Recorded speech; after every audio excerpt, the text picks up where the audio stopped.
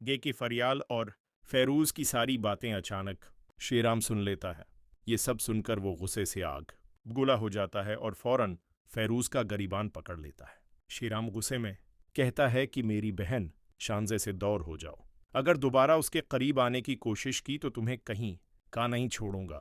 फेरूज घबरा जाता है मगर फिर खुद को संभालते हुए कहता है कि आप मुझे गलत समझ रहे हैं। मैं मानता हूं कि मैंने फरियाल के साथ बहुत बड़ी गलती की थी। मैंने उस पर शक किया और एक सच्चा रिश्ता खो दिया। लेकिन अब मैं शांजे की जिंदगी खराब नहीं करना चाहता, बल्कि मैं उससे सच्ची मोहब्बत करता हूं और इसीलिए इज्जत के साथ उसका रिश्ता मांगना चाहता हूं। ये सुनकर श्रीराम का गुस्सा कुछ कम होने लगता है मगर वो अब भी फेरूज पर मुकम्मल यकीन नहीं करता। इसी दौरान फरियाल भी आगे बढ़ती है और श्रीराम को समझाती है कि पहले फेरूज की पूरी बात सुन लो, फिर फैसला करना। फरियाल की बात सुनकर श्रीराम खामोश हो जाता है। फेरूज सबके सामने अपनी गलतियों का एतराफ करता है और कहता है कि अगर वो धोखेबाज होता तो कब का शांजे को धोखा दे चुका होता, मगर वो उसके साथ सच्ची जिंदगी गुजारना चाहता है। ये बातें सुनकर श्रीराम सोच में पड़ जाता है और आखिरकार कहता है कि अगर तुम वाकई शांजे को अपनाना चाहते हो तो अपने घर वलुओं को लेकर आओ, फिर हम इस रिश्ते के बारे में बात करेंगे। दूसरी तरफ घर पहुंचते ही एक और बड़ा राज खुल जाता है। यास्मीन की हकीकत सबके सामने आ जाती है कि वो जीनिया के लिए जासूसी कर रही थी और घर की सारी खबरें उसे पहुंचाती थी। जब जीनिया को पता चलता है कि फरियाल अपनी फैमिली के साथ खुश है तो वो अंदर ही अंदर जलने लगती है, क्योंकि उसकी अपनी शादीशुदा जिंदगी तबाह हो चुकी होती है। इधर दानिश एक बार फिर जीनिया को जलील करता है और ताने देता है कि वो कभी किसी की वफादार नहीं हो सकती।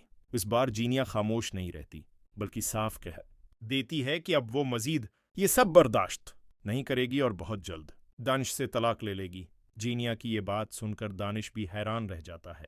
आने वाले एपिसोड में आप लोग देखें गे की सीरत रोती हुई थमीना के पास पहुंचती है और उससे जालार को वापस लाने की दरख्वास्त करती है, मगर थमीना साफ इनकार कर देती है। वो सीरत से कहती है कि जब तुम लोगों ने फरियाल की जिंदगी बर्बाद की थी तब तुम्हें उसका दर्द महसूस नहीं हुआ, और आज जब तुम्हारी अपनी बेटी मुश्किल में है तो तुम्हें इंसाफ याद आ रहा है। ये सब सुनकर सीरत मजीद टॉट जाती है और अपनी गलतियों पर पछताने लगती है, मगर थमीना उसे समझाती है कि टूटा हुआ यकीन दोबारा जड़ना बहुत मुश्किल होता है और जालार अब अपनी मर्जी से ही वापस आएगा। दूसरी तरफ शांजे को जब पता चलता है कि फेरूज ने श्रीराम के सामने अपने दिल की बात कह दी है तो वो बहुत परेशान हो जाती है। उसे डर लगने लगता है कि कहीं उसकी मोहब्बत भी अधूरी न रह जाए। फरियाल शांजे को तसल्ली देती है और कहती है कि फेरूज इस बार वाकई बदला हवा लग रहा है, क्योंकि एक गलत इंसान कभी अपनी गलतियां तस्लीम नहीं करता। कुछ वक्त बाद फेरूज अपने घर वलुओं के साथ शांजे का रिश्ता लेकर श्रीराम के घर पहुंच जाता है।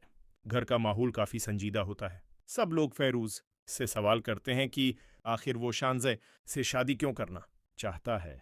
फेरूज सबके सामने सच्चाई से कहता है कि उसने अपनी जिंदगी की सबसे बड़ी गलती फरियाल पर शक करके की थी, मगर अब वो किसी और की जिंदगी खराब नहीं करना चाहता। फेरूज की बातें सुनकर शांजे की आंखों में आंसू आ जाते हैं, जबकि श्रीराम खामोशी से उसे गौर से देखता रहता है। दूसरी तरफ जालार भी शदीद बेचैनी में मुब्तला दिखाई देता है, क्योंकि वो चाहकर भी सीरत को मुकम्मल तौर पर अपने दिल से नहीं निकाल पा रहा होता। अब देखना ये होगा कि क्या फेरूज और शांजे की शादी हो पाएगी या फिर एक नई मुश्किल उनकी जिंदगी बदल देगी।